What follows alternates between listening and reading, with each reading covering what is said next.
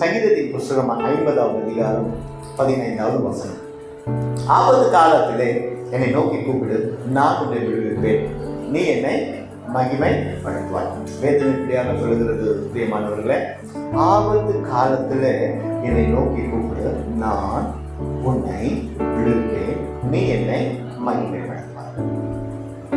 இந்த நாளில் கூட என்ன ஆபத்தை நீங்கள் வந்திருக்கீங்கன்றது மனுஷனுக்கு தெரியாது. ஆனால் கர்த்தராகிய இயேசு கிறிஸ்துவுக்கு ஆபத்து காலத்தில் தானியேலின் புஸ்தகம் 3வது அதிகாரம் 15வது வசனம்.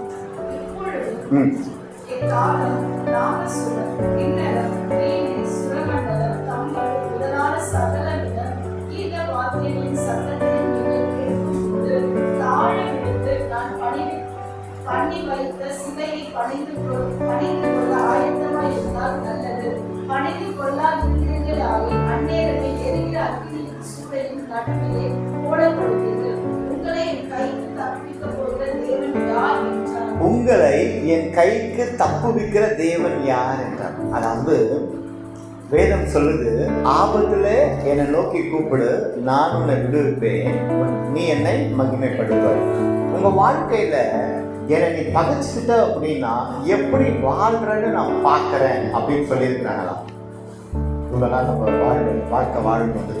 நீ எப்படி வாழ்ற, நான் இல்லாமல் எப்படி இந்த காரியம் செய்கிற, நான் இல்லாமல் எப்படி உன் குடும்பத்தை நடத்துகிற, நான் இல்லாமல் இந்த வேலையில் நீ எப்படி இருக்க முடியும் நான் பார்க்குறேன்.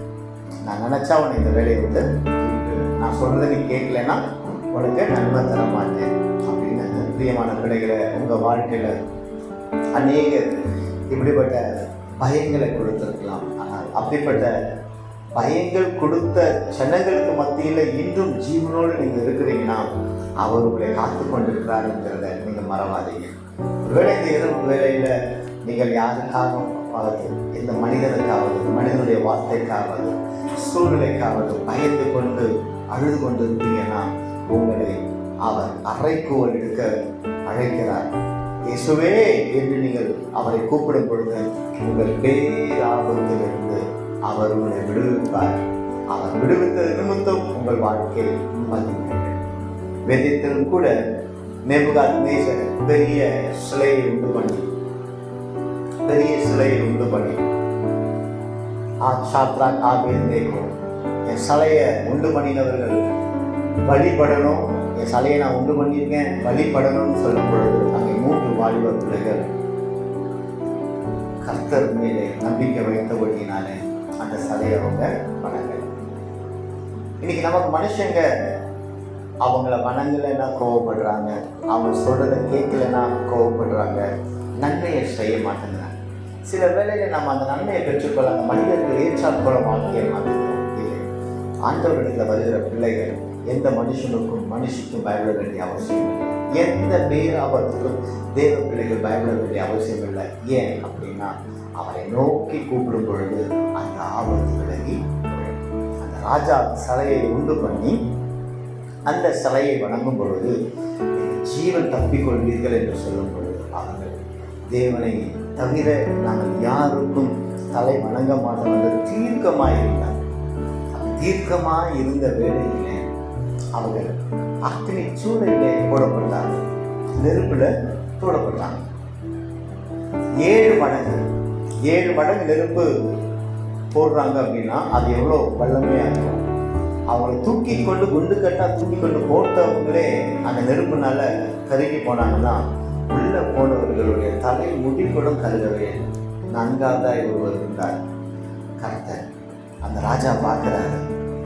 4வது ஒரு மனுஷன் அங்கே தெரிகிறாங்கன்னு சொல்லும்போது அவங்கள பெயர் சொல்லி அழைக்கிறாரு. அந்த 3 பேரும் வெளியில் வராங்க. அப்போ அந்த ராஜா சொல்றாரு, தேவன் உங்களை விடுவித்தார், இவரே மெய்யான தேவன். புரியுதுங்களா? அந்த ஆபத்துல மனுஷனுக்கு அவர்கள் பயந்து மனுஷன் சொல்லுகிறதை அவங்க செய்யலை. செஞ்சிருந்தாங்கன்னா தேவனை மகிமைப்படுத்திருக்க முடியாது. இன்னைக்கு இந்த நாள் வரை உங்க வாழ்க்கையில தேவன் மகிமைப்படுத்திருக்கிறாரா? கொஞ்சம் யோசிச்சு பாருங்க. பிரியமான தேவர்களே, மனுஷன் இதை செஞ்சால் நான் இதை தருவேன். நம்ம குட்டி பிள்ளைங்கிட்ட சொல்லுவேன்ல, நீ பேசாமல் இருந்தால் நான் சாக்லேட் தருவேன். பிள்ளைங்க பேசாமல் இருக்கு இல்லையா, அது நல்லது தான், ஏன்னா சைலண்ட்டாக இருக்குங்க. ஆனால் சில மனுஷன் தேவனுக்கு விரோதமாக இந்த காரியத்துக்காக நீ எனக்கு என் பக்கத்தில் நான் செய்யாததை செஞ்சேன்னு சொல்லு, அப்போ எனக்கு நன்மை கிடைக்கும், அந்த நன்மையில் உனக்கு நான் பங்கு தருவேன் அப்படின்லாம் சொல்லுவாங்க. ஏன்? அவங்க உயர் அதிகாரியாக இருப்பாங்க, நம்ம செய்ய வேண்டிய சிச்சுவேஷன் இருக்கும். ஆனால் எப்பேற்பட்ட காரியங்கள், எப்பேற்பட்ட சூழ்நிலைகள் வந்தாலும் தேவன் என்னை விடுவிக்க வல்லவராக இருக்கிறார் என்கிற விசுவாசம் இன்று இந்த நாளிலே நமக்குள்ள இருக்கோம்னா, ஆண்டவர் எப்பேற்பட்ட அக்னி ஜுவாலையில் நம்மளை போட்டாலும் அதுலேருந்து மீட்டெடுக்க வல்லவராக. விசுவாசம் தேவச்சனம். இன்னைக்கு நீங்கள் மனுஷனுக்காக பயந்து இருப்பீங்கன்னா, சூழ்நிலையை பார்த்து பயந்து இருப்பீங்கன்னா, உங்களை அவர் விடுவிக்க வல்லவராக இருக்கிறார். எப்பொழுது கர்த்தர் விடுவிப்பார் என்றால், அந்த ஆபத்திலே அவரை நோக்கி கூப்பிடுகிற அவர் விடுவிப்பார். அவர்களை விடுவிப்பது மாத்திரமல்ல, அவர்களுடைய வாழ்க்கையில கர்த்தர் மகிமை அடைய ஒரு வாய்ப்பு தருவார். மகிமை அடைய ஒரு வாய்ப்பு தருவார். இன்னைக்கு கர்த்தர் உங்க வாழ்க்கையில மகிமை அடைய போறார். இன்னைக்கு ஒரு தீர்மானத்தோட கடந்து போங்க.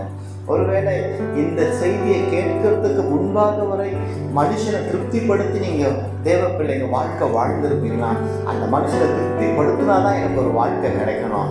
இல்லை, நான் தேவனை திருப்திப்படுத்தி என் வாழ்வை பெற்றுக்கொள்வேன் என்கிற விசுவாசம் உங்களுக்குள்ளே இருக்கும்னா, கர்த்தர் பெரிய காரியங்களை செய்ய வல்லவராயிருக்கிறார். கர்த்தர் பெரிய காரியங்களை செய்ய வல்லவராயிருக்கிறார். அந்த ஒரு விசுவாசம் நமக்குள்ள வர கர்த்தர்கிட்ட கேட்கலாமா? ஒருவேளை ஒரு நம்பிக்கை இல்லாத நிலை இருக்கும்னா, ஆண்டவர் பாதத்தை தலையில் வாங்கி, இது நாள் வரை நான் மனிதனை நம்பினேன், இது நாள் வரை என் மனபலத்தை நம்பினேன், இது நாள் வரை என் வேலையை நம்பினேன், இது நாள் வரை என் சுய புத்தியை நம்பினேன். இல்லைப்பா, இனி நான் உங்களை நம்புவேன். எனக்கு ஆபத்து வரும்பொழுதெல்லாம் மனுஷனிடத்துல ஓடினேனப்பா, இனி நான் ஓடாதபடிக்கு உங்களை நோக்கி பார்க்க என் ஜீவனை திரும்பினதற்காய் நன்றி. இயேசுவின் மூலமாய் வேண்டுகிற நல்ல பிதாவே, ஆமென். அல்லேலூயா. கர்த்தர் நல்லவராகவே இருக்கிறார்.